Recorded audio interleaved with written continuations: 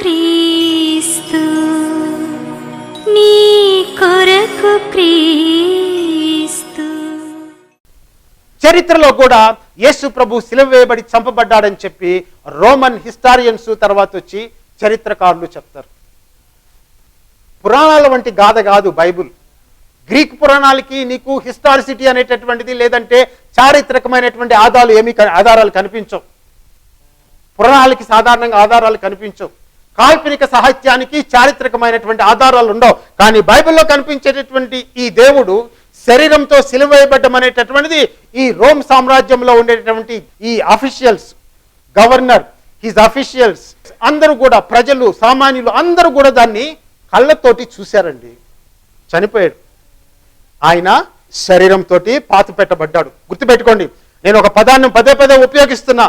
శరీరంతో పుట్టాడు, శరీరంతో జీవించాడు, ఆ శరీరంతో సిలువ వేయబడ్డాడు, ఆ శరీరంతో ఆయన భూమిలో పాతి పెట్టబడ్డాడు. ఆ శరీరంతోటి మూడవది ఏమైనా ఆయన తిరిగి లేచాడు. ఒక చిన్న మార్పు ఉంది. అది ఏమిటి అంటే, ఏ శరీరంతో అయితే సిలువ వేయబడ్డాడో, శరీరంతో అయితే హింసించబడ్డాడో, గాయపరచబడ్డాడో, ఆ శరీరము మరణాన్ని జయించి తిరిగి లేపబడి మహిమ శరీరంగా మార్చబడి ఇక మరణం లేనటువంటి శరీరంగా, మహిమ కలిగినటువంటి శరీరంగా యేసు ప్రభు ఆ శరీరాన్ని మార్చివేశాడు. దీన్నే పునరుద్ధానము అంటాం.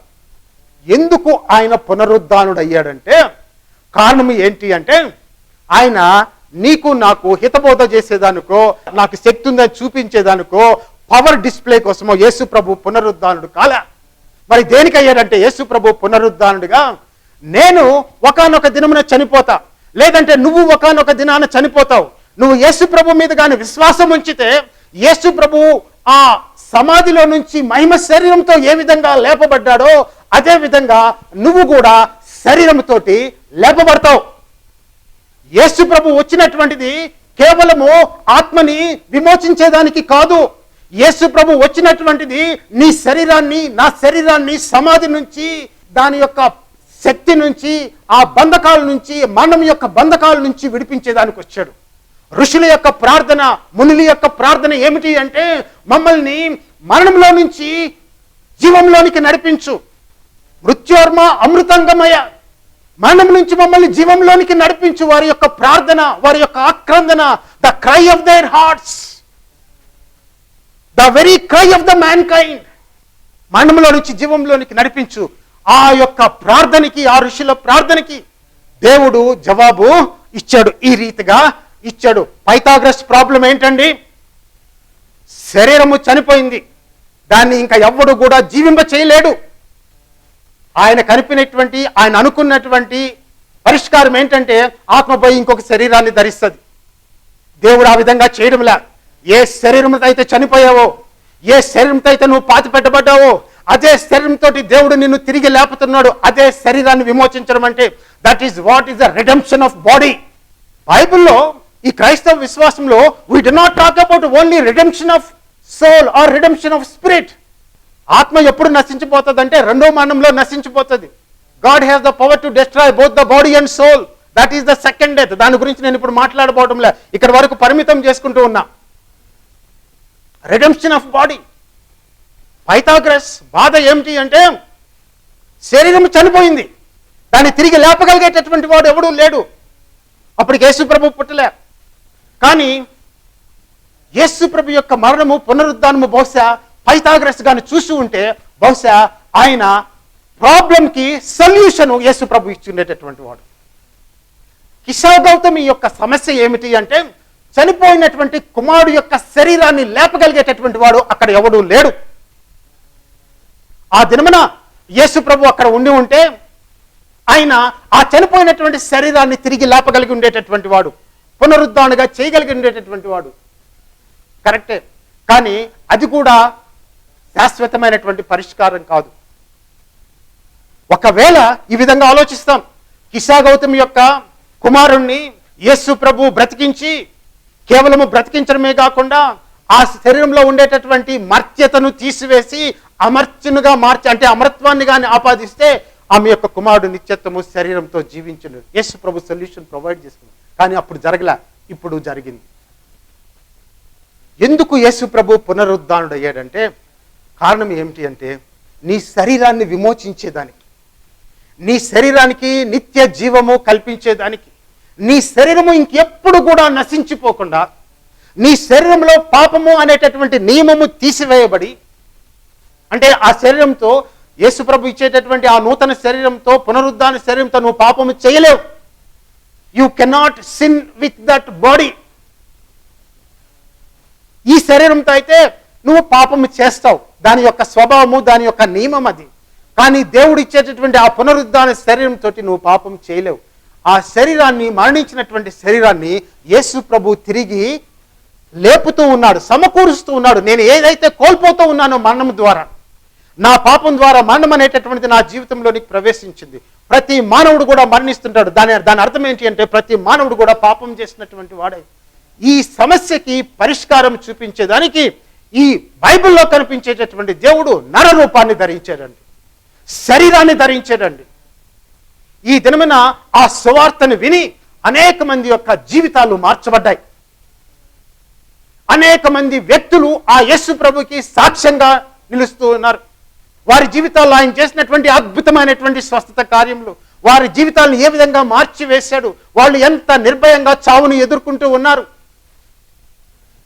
ఇవన్నీ కూడా యేసు ప్రభులో విశ్వాసం ఉంచినటువంటి వాళ్ళకి జరుగుతూ ఉన్నాయి. మనం ఎక్కడి నుంచి ప్రారంభించామండి? మానవులు సావు అనేటటువంటి పదము ఉపయోగించినప్పుడు ప్రధానంగా శరీరానికి ఉపయోగిస్తూ ఉంటాం. శరీరానికే చావు అనేటటువంటి పదము, మరణం అనేటటువంటి పదం ఆపాదిస్తూ ఉంటాం. ఆ మరణించినటువంటి శరీరాన్ని లేపగలిగినటువంటిది ఏది లేదు. తపశ్శక్తి కాదు, సాధన కాదు, వైద్యం కాదు, ఏది కాదు. యేసు ప్రభు మీద విశ్వాసము ఉంచడం అనేటటువంటిది నిన్ను మరణం నుంచి విడిపించి నిత్య జీవంలోనికి నడిపించేటటువంటిది. నువ్వు చేయవలసినటువంటి పని ఏమిటి అంటే యేసు మీద విశ్వాసము ఉంచడం అనేటటువంటిది మాత్రమే. ఆయన నిన్ను 40 దినాల ప్రార్థనలో ఉండమని చెప్పి నేను అడగడంలే, దాన ధర్మాలు చేయమని చెప్పి నేను అడగడంలే, నీతి కార్యాలు చేయమని చెప్పి అడగడంలే. ఆయన నీ కోసం జన్మించినటువంటి దేవుడు, నీ కోసం జీవించినటువంటి దేవుడు, నీ కోసం శరీరంతో శ్రమ పడినటువంటి దేవుడు, నీ కోసం సిలువలో చనిపోయాడు, నీ పాప శిక్షను భరించాడు, నీ శాపాన్ని ఆయన మోసాడు, ఆయన నీ కోసం సమాధిలో నుంచి తిరిగి లేచాడు అని నీ హృదయంతో నువ్వు విశ్వసించి నీ నోటితో నువ్వు ఒప్పుకుంటే దేవుడు నిన్ను మరణం నుంచి విడిపించి నిత్య జీవంలో నడిపించాడు. ఒకనొక దినాన నిశ్చయంగా నువ్వు మరణిస్తావు, కానీ ఇంకొక దినాన నువ్వు ఖచ్చితంగా సమాధిలో నుంచి మహిమ శరీరంతో నువ్వు లేపబడతావు. అనేక మంది దేవుళ్ళు, అనేక మంది దేవతలు అవతారాలను ఎత్తారండి ప్రాచీన పురాణాల్లో. కానీ మానవ జీవితాన్ని ప్రభావితం చేసేటటువంటి, నిత్యత్వానికి, శాశ్వతానికి ప్రభావితం చేసేటటువంటి ఒక ప్రయోజనాన్ని, ఒక ఆశీర్వాదాన్ని, దీవెనని ఏ దేవుడు నరరూపాన్ని ధరించి మనకు సాధించి పెట్టాడు? ఏ నరరూపిదారి అయినటువంటి దేవుడు నీకు నిత్యత్వాన్ని ప్రసాదిస్తూ ఉన్నాడు? పైథాగరస్ చెప్పినటువంటి ఆ పునర్జన్మ సిద్ధాంతము నీకు నిత్యజీవాన్ని ప్రసాదించదు. చాలామంది ఏమని నమ్ముతారంటే అనేక జన్మల తర్వాత ఆత్మ అనేక శరీరాలను ధరించి చేసినటువంటి పుణ్యాన్ని బట్టో, చేసినటువంటి పాపాన్ని బట్టో చిట్ట చివరికి ఒకానొక స్థితిలో అంతా ఈక్వల్ అయిపోయిన తర్వాత, కర్మఫలాన్ని అంతా అనుభవించిన తర్వాత, పుణ్యం బాగా అధికమైన తర్వాత ఆ ఆత్మ పరమాత్మలో ఐక్యమైపోతుంది. అంటే దాని అర్థం ఏంటంటే ఏ ఆత్మ అయితే పరమాత్మలో ఐక్యమైపోతుందో ఆ ఆత్మకి ఇండివిజువాలిటీ అనేటటువంటిది, ఒక ఇండిపెండెంట్ ఎగ్జిస్టెన్స్ అనేటటువంటిది ఉండదు. It is absorbed into God's being. Independent existence అనేటటువంటిది ఉండదు. కొంతమంది ఏమంటారంటే అయ్యా చనిపోయిన తర్వాత ఆత్మ గాల్లో కలిసిపోతుంది, దాని తర్వాత ఇంకా ఏమీ ఉండదు అని చెప్పి కొంతమంది నమ్ముతారు. నువ్వు ఏ విధంగా చూసుకున్నా కూడా ఈ సిద్ధాంతం కానీ లేదంటే నిరీశ్వరవాదం కానీ ఏది కూడా నీకు నిరీక్షణ, హోప్ అనేటటువంటిది ఏమీ ఇవ్వదు. ఒక క్రైస్తవ విశ్వాసంలో యేసు ప్రభు యొక్క మరణము, పునరుద్ధానం అనేటటువంటిది భవిష్యత్తు మీద నీకు నిరీక్షణ అనేటటువంటిది, హోప్ అనేటటువంటిది, శుభప్రదమైనటువంటి నిరీక్షణ అనేటటువంటిది నీకు కలగజేస్తుంది. అంటే నీ ఫ్యూచర్ మీద నీకు హోప్ పెట్టుకోవచ్చు. నేను చనిపోతాను, చనిపోయిన తర్వాత యేసు ప్రభు ఒక దినాన నన్ను తిరిగి సమాధిలో నుంచి ఆయన పైకి లేపుతాడు. ఆయన వాక్కుకి జీవం ఉంది. బైబిల్లో నుంచి కొన్ని వాక్యాలు చూపిస్తాను. యెషయా గ్రంథము 26వ అధ్యాయము 19వ వచనము, మృతులైన నీ వారు బ్రతుకుదురు, నా వారి శవములు సజీవములగును, మంటిలో పడి ఉన్న వారులారా మేల్కొని ఉత్సహించుడి, నీ మంచు ప్రకాశమానమైన మంచు, భూమి తనలోని ప్రేతలను సజీవులుగా చేయును అని చెప్పి వాక్యం రాయబడింది. యేసు ప్రభు కాలంలో ఆయన చేసినటువంటి మరణ పునరుద్ధానాలను బట్టి దేవుడు మనుషుల్ని భూమిలో నుంచి సజీవులుగా లేపబోయేటటువంటి ఒక ఘట్టము, ఒక అద్భుతమైనటువంటి సన్నివేశమును గురించి ఈ బైబిల్లో యేసు ప్రభు పుట్టక ముందు 800 సంవత్సరాల క్రితం రాయబడినటువంటి మాట ఏమని చెప్తున్నారు? మంటిలో పడి ఉన్న వారులారా మేల్కొని ఉత్సహించుడి, నీ మంచు ప్రకాశమానమైన మంచు, భూమి తనలోని ప్రేతలను సజీవులుగా చేయును. అంటే చనిపోయి పాతపెట్టబడినటువంటి శరీరములు, దేవుని మీద విశ్వాసం ఉంచినటువంటి వారందరూ కూడా తిరిగి లేపబడతారు. దేనితోటి లేపబడతారు? శరీరంతో లేపబడతారు. ఆ విషయం అక్కడ రాయబడింది. ఇప్పుడు దాకా మనం చదువుకున్నటువంటి, మనం ధ్యానించినటువంటి విషయం అదే. ఇంకొక విషయాన్ని నేను మీకు చూపించేసి ముగిస్తానండి. హోషేయ గ్రంథము 13:14, అయినను పాతాళ వశములో నుండి నేను వారిని విమోచించును, మృత్యువు నుండి వారిని రక్షించును. ఓ మరణమా నీ విజయం ఎక్కడా? ఓ మరణమా నీ ముళ్ళెక్కడా అని చెప్పి దేవుడు మరణాన్ని ఓడించేటటువంటి సమయం, దేవుడు మరణాన్ని మరణింపజేసేటటువంటి సమయం, దేవుడు మరణాన్ని నాశనం చేసేటటువంటి సమయం, దాని గురించి ప్రస్తావించబడింది. మరణాన్ని మరణింపజేసినటువంటి వ్యక్తి ఎవరు? మరణాన్ని ఓడించినటువంటి వ్యక్తి ఎవరు? ఎవరిని గురించి అయితే బైబిల్లో ఈ విధంగా రాయబడిందో చూడండి. బైబిల్లో ఏమని చెప్పి ఒక దగ్గర రాయబడిందంటే, యేసు ప్రభుని గురించి, మరణము ఆయనను బంధించి ఉండుట అసాధ్యము. ప్రతి మానవుడు, పుట్టినటువంటి ప్రతి మానవుడు కూడా మరణం యొక్క బంధకాల్లో చిక్కుబడి ఉన్నటువంటి వాడే, మరణం యొక్క బంధకాల్లో నుంచి బయటికి రాలేనటువంటి వాడే. ఒక్క వ్యక్తిని మాత్రం మరణము బంధించలేకపోయింది, ఆయన యేసు. ఆయన యేసు, ఆయన పునరుద్ధానుడుగా లేచాడు. నూతన నిబంధన గ్రంథంలో కొరింథీయులకు రాసినటువంటి మొదటి పత్రిక 15వ అధ్యాయం 53 వచనం, క్షయమైనటువంటి ఈ శరీరము అక్షయతను ధరించుకొనవలసినది, మర్త్యమైనటువంటి ఈ శరీరము అమర్త్యతను ధరించుకొనవలసినది. ఈ క్షయమైనటువంటి అక్షయతను ధరించుకున్నప్పుడు, ఈ మర్త్యమైనటువంటిది అమర్త్యను ధరించుకున్నప్పుడు విజయమందు మరణము మృంగివేయబడును అని వ్రాయబడిన వాక్యము నెరవేరును. ఓ మరణమా నీ విజయం ఎక్కడా? ఓ మరణమా నీ ముళ్ళు ఎక్కడా? మరణపు ముళ్ళు పాపము, పాపముకున్న బలము ధర్మశాస్త్రమే. ఆయనను మన ప్రభు అయిన యేసుక్రీస్తు మూలముగా మనకు జయము అనుగ్రహించుచున్న దేవునికి స్తోత్రము కలుగునుగాక అని చెప్పి రాయబడిందండి. మరణాన్ని జయించినటువంటి వాడు, నీకు నాకు అమరత్వాన్ని ప్రసాదించినటువంటి వాడు, నీకు నాకు నిత్య జీవాన్ని అనుగ్రహించినటువంటి వాడు యేసు. అనేక మంది దేవుళ్ళు, అనేక మంది దేవతలు అవతారాలు ఎత్తారు అని చెప్పి చాలామంది చెప్పుకుంటారు. కానీ బైబిల్లో కనిపించేటటువంటి ఈ దేవుడు నరావతారాన్ని ఆయన ధరించినప్పుడు నీకు నాకు శాశ్వతంగా నిలిచిపోయేటటువంటి, నిత్యత్వానికి నిలిచిపోయేటటువంటి ఒక గొప్ప ఆశీర్వాదాన్ని ఆయన మనకు చేకూర్చి పోయాడు. అదే నిత్య జీవము, అదే అమరత్వము. తిమోతికి రాసినటువంటి 2వ పత్రిక 1వ అధ్యాయం 9వ వచనం నుంచి చదువుతానండి. మన క్రియలను బట్టి కాక తన స్వకీయ సంకల్పమును బట్టి అనాది కాలమునే క్రీస్తు యేసునందు మనకు అనుగ్రహింపబడినది, క్రీస్తు యేసును మన రక్షకుని ప్రత్యక్షత వలన బయలుపరచబడింది. ఆయన తన కృపను బట్టి మనల్ని రక్షించి పరిశుద్ధమైన పిలుపుతో ఆయన మనల్ని పిలిచెను.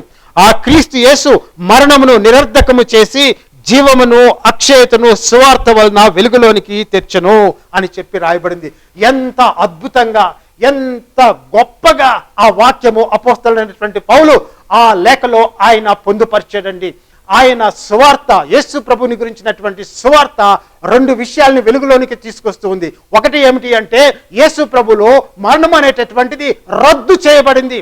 Death has been abolished in Jesus Christ.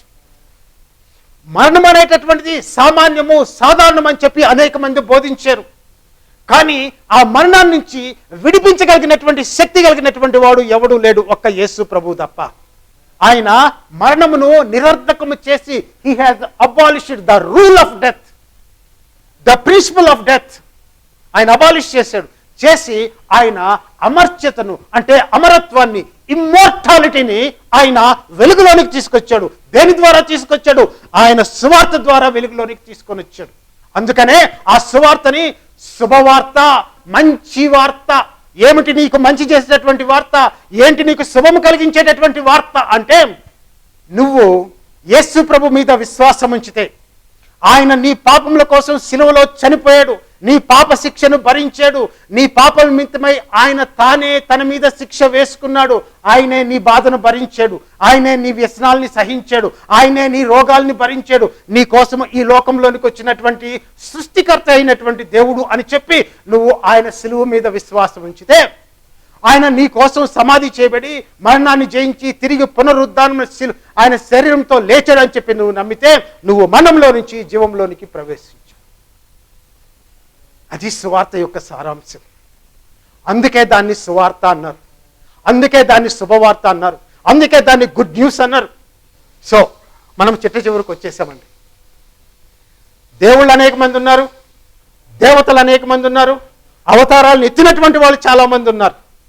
కానీ మానవుణ్ణి పాపం నుంచి విడిపించి, మానవుణ్ణి మనం నుంచి విడిపించి నిత్యత్వంలోనికి నడిపించినటువంటి ఏకైక నరరూపధారి అయినటువంటి దేవుడు యేసుక్రీస్తు.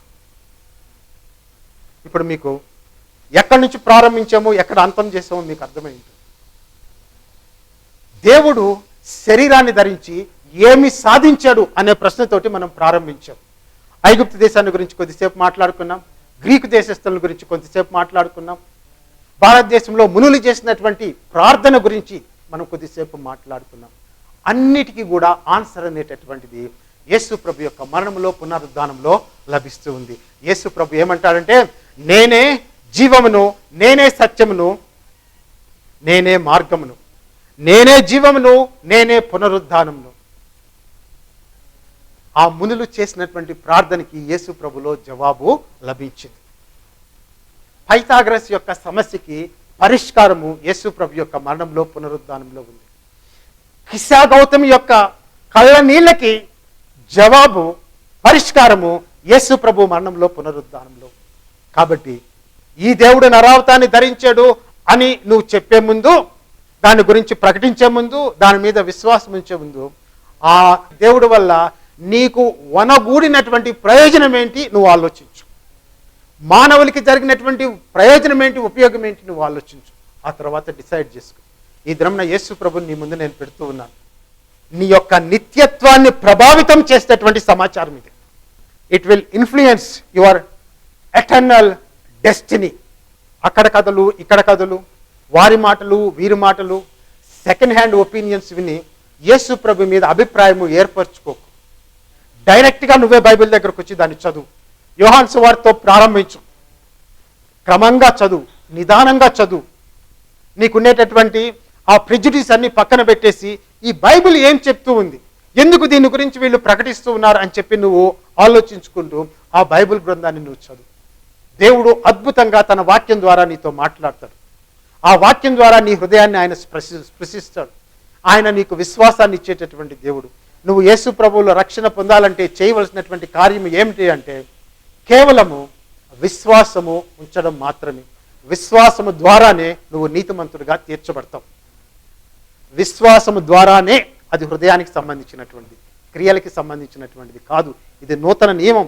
విశ్వాసం ద్వారా మనుషుల్ని నీతిమంతులుగా తీర్చడం అనేటటువంటిది యేసు ప్రభు సువార్త ద్వారా ప్రపంచంలోకి వచ్చినటువంటి నూతనమైనటువంటి విషయం. కేవలము విశ్వాసం ఉంచు, యేసు ప్రభు నిన్ను రక్షిస్తాడు, నీ జీవితాన్ని మారుస్తాడు. నీ జీవితాన్ని యేసు ప్రభు చేతులకు అప్పగించు. ఆయన అడుగు, నా జీవితాన్ని మార్చు, నువ్వు నాకు నిజమైనటువంటి దేవుడుగా నన్ను నువ్వు కనపరుచుకో, నా జీవితాన్ని ముట్టు, నా జీవితాన్ని తాకు, నా హృదయాన్ని తాకు, నా పరిస్థితుల్లోనికి నువ్వు రా, నేను నిన్ను నమ్ముచున్నాను. నమ్మకం లేకపోతే ప్రభువా నాకు అవిశ్వాసం ఉంది, అవిశ్వాసాన్ని తొలగించి నాకు విశ్వాసం ఇవ్వని చెప్పి ఆ ప్రార్థన చెయ్యి. దేవుడు ఈ వాక్యం ద్వారా మీతో మాట్లాడాడని చెప్పి నేను నమ్ముచున్నాను. ఈ వాక్యం ద్వారా దేవుడు మిమ్మల్ని విస్తారంగా ఆశీర్వదించి, దీవించి, ఫలింప చేయునుగాక. యేసు ప్రభు నామాన్ని ఘనపరిచి మహింపరిచేటటువంటి బిడ్డలుగా మీ జీవితము మార్చబడునుగాక. యేసు నామంలో ఆమెను చిన్న ప్రార్థన చేస్తానండి.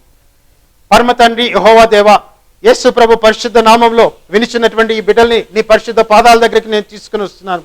దేవా, నీ యొక్క వాక్యమును ఆ బిడ్డల హృదయంలో నువ్వు నాటి అది 100 60 30 ఫలించినట్లు చేయమని మిమ్మల్ని అడిగి వేడుకొంచున్నాను. నాటబడినటువంటి వాక్యము దేవా సాతాండు దొంగిలించకుండా కాపాడుము దేవా. ఆ వాక్యమును వాళ్ళ హృదయంలో నువ్వు ఫలింప చేయము దేవా. వారి హృదయంలో విశ్వాసమును పుట్టించుము దేవా. అనేక మంది చీకట్లో ఉండేటటువంటి వారిని ఈ దినమున క్రీస్తు ప్రభువుని వెలుగులోనికి నడిపించమని తండ్రి నిన్ను అడుగుతున్నాను. అనేక మంది మన్నంలో ఉన్నారు. వారందరినీ మన్నంలో ఉన్నటువంటి వారిని ఈ దినమున ఈ వాక్యం ద్వారా నిత్య జీవంలోనికి నడిపించమని మిమ్మల్ని అడిగి వేడుకొనిచున్నాను. అనేక మంది అసత్యంలో, భ్రమల్లో, ఇల్యూజన్లో ఉన్నారు. అటువంటి వారిని యేసు ప్రభు నుండి సత్యంలోనికి నడిపించమని మిమ్మల్ని అడిగి వేడుకొనిచున్నాను. యేసు ప్రభు సత్యమై ఉన్నాడు. యేసు ప్రభు జీవమై ఉన్నాడు. యేసు ప్రభువు ఆయన లోకమునకు వెలుగై ఉన్నాడు. ఈ దినమున ఆ యొక్క వెలుగు, క్రీస్తు ప్రభు యొక్క వెలుగు వినిచున్నటువంటి వారి హృదయంలో మిక్కుటముగా ప్రకాశించి వారి జీవితంలో క్రీస్తు ప్రభువును రక్షించబడి నిత్య జీవంలోనికి ప్రవేశించినట్లు నీ హస్తమును చాచమని మిమ్మల్ని అడిగి వేడుకొనిచున్నాను. వారిని దర్శించండి నాయన. వారి యొక్క శరీరంలో ఉండేటువంటి బలహీనతలు ఈ సమయంలో ముట్టండి.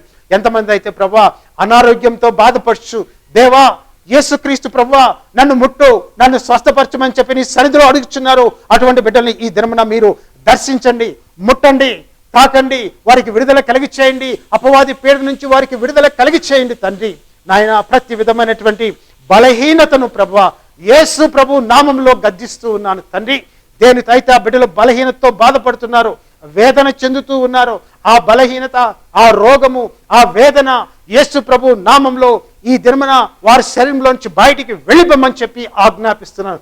యేసు నామంలో ప్రభువా వారికి సంపూర్ణ స్వస్థత, ఆరోగ్యము కలుగునుగాక. అంతకు మించి ప్రభువా ఈ బిడ్డలు నిత్య జీవమును నాయన యేసు ప్రభులో వారు పొందుకొందురుగాక. యేసు నామంలో ఆమేన్.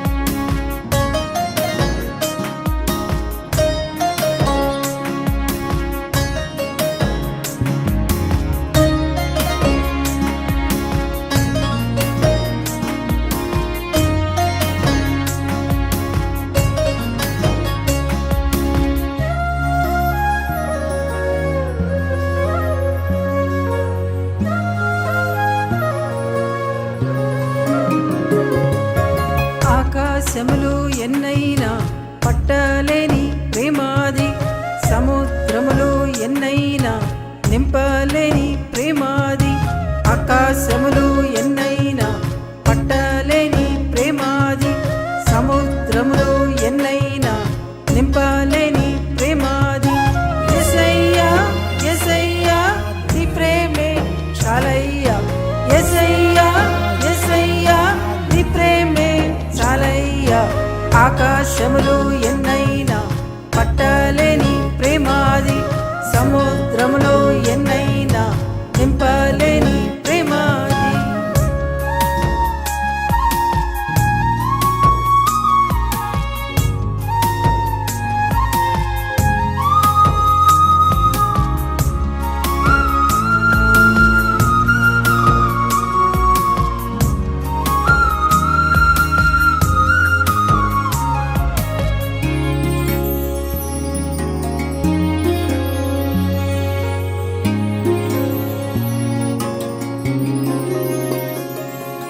అగ్ని జ్వాలల కన్నులవి భగ భగ మండునవి. బండ వంటి గుండెలను నీరు కార్చిన ప్రేమాది.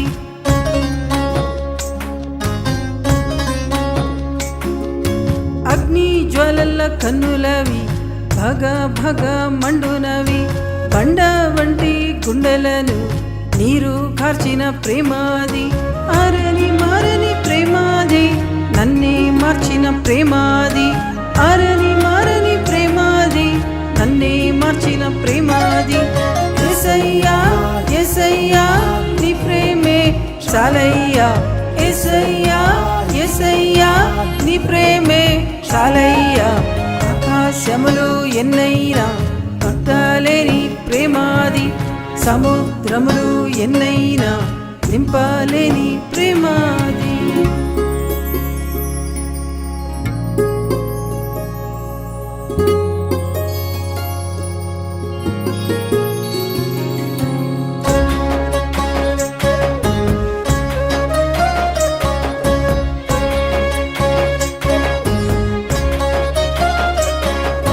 రక్తధరల చేతులవి సాచేయున్న బహువది, తప్పులను ఎంచదది వేచి వెంటాడు ప్రేమాది.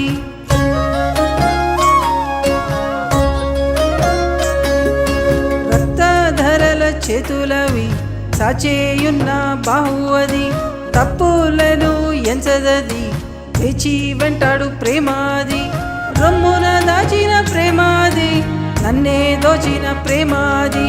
రొమ్మున దాచిన ప్రేమాది, నన్నే దోచిన ప్రేమాది. యేసయ్యా యేసయ్యా నీ ప్రేమే చాలయ్యా. యేసయ్యా యేసయ్యా నీ ప్రేమే చాలయ్యా. ఆకాశములు ఎన్నైనా పట్టలేని ప్రేమాది, సముద్రములు ఎన్నైనా నింపలేని ప్రేమాది.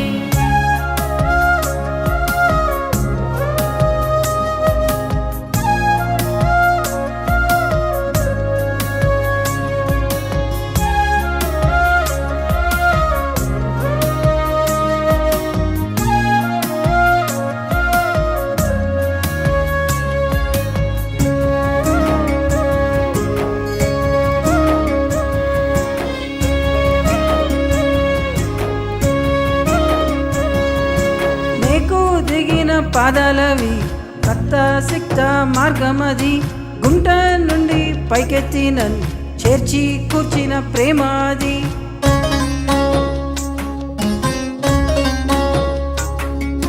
మేకు దిగిన పాదాలవి రక్త సిక్త మార్గమది, గుంట నుండి పైకెత్తి నన్ను చేర్చి కూర్చిన ప్రేమాది. పరిగెత్తి వచ్చిన ప్రేమాది, పగ్గాలే లేని ప్రేమాది. పరిగెత్తి వచ్చిన ప్రేమాది, పగ్గాలే లేని ప్రేమాది. యేసయ్యా యేసయ్యా నీ ప్రేమే చాలయ్యా. యేసయ్యా యేసయ్యా నీ ప్రేమే చాలయ్యా. ఆకాశములు ఎన్నైనా పట్టలేని ప్రేమాది, సముద్రములు ఎన్నైనా నింపలేని ప్రేమాది. ఆకాశములు ఎన్నైనా పట్టలేని ప్రేమాది, సముద్రములు ఎన్నైనా నింపలేని ప్రేమాది. యేసయ్యా యేసయ్యా నీ ప్రేమే చాలయ్యా. యేసయ్యా యేసయ్యా నీ ప్రేమే చాలయ్యా. యేసయ్యా యేసయ్యా నీ ప్రేమే చాలయ్యా. యేసయ్యా యేసయ్యా నీ ప్రేమే చాలయ్యా. ఆకాశములు ఎన్నైనా పట్టలేని ప్రేమాది, సముద్రములు ఎన్నైనా నింపలేని